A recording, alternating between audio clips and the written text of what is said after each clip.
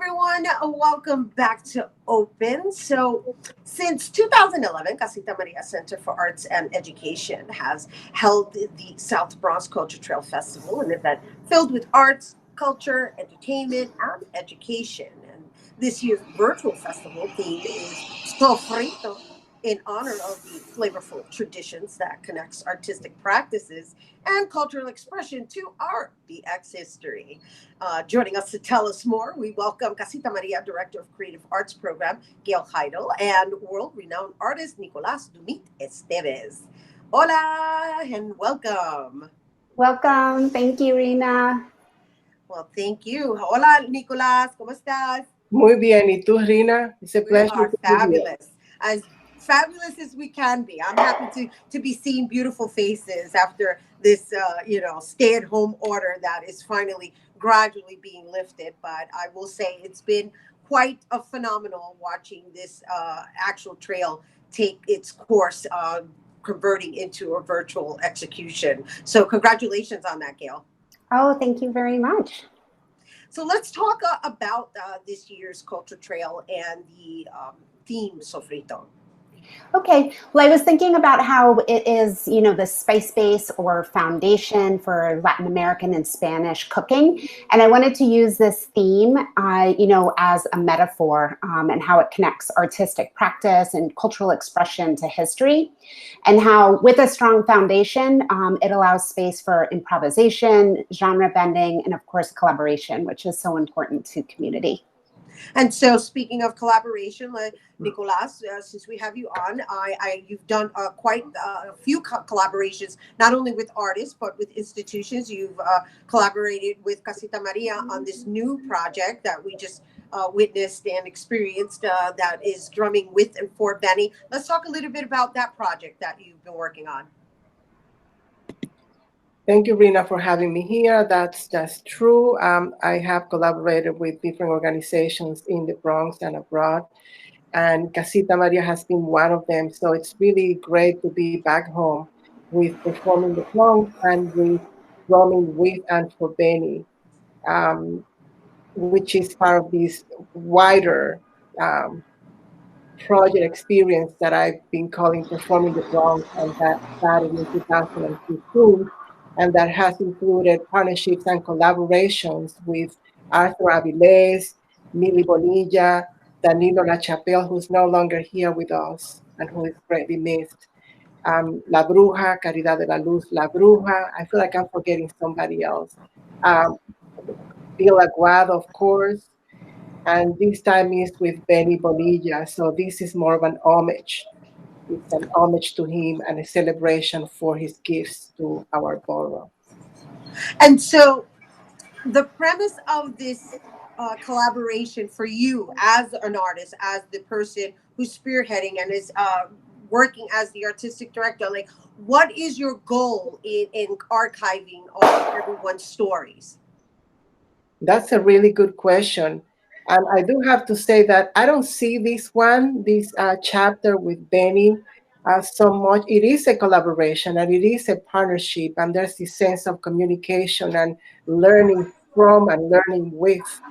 At the same time, when I did or when I staged Performing the Bronx with, let's say, Arthur Avilés, we danced around one block in Hunts Point. When I worked with Milly Bonilla, we went out protesting. When I worked with Wanda Salaman, we made signs and went out protesting again. And this chapter related to Benny, I see it more as an homage. At the same time, it's a way of gaining wisdom from one of our elders. And it is, generally speaking, it is an archival project in the sense that it records stories related to the Bronx and its peoples who are at risk of being forgotten, dismissed, or faced by time or by the changes that our neighborhoods are undergoing. Right. And so, Gail, this leads me to this execution of making sure that the trail still proceeded and followed through in this new format, which was explorational and quite fascinating. Myself being involved in how the capturing and the communication and even like what you did, Nicolás, is like everybody was captured in different locations and somehow we were able to piece it together. And this is for the entire trail as an entire festival. It feel kind of like we're all together in spite of being in different locations. Yeah, definitely.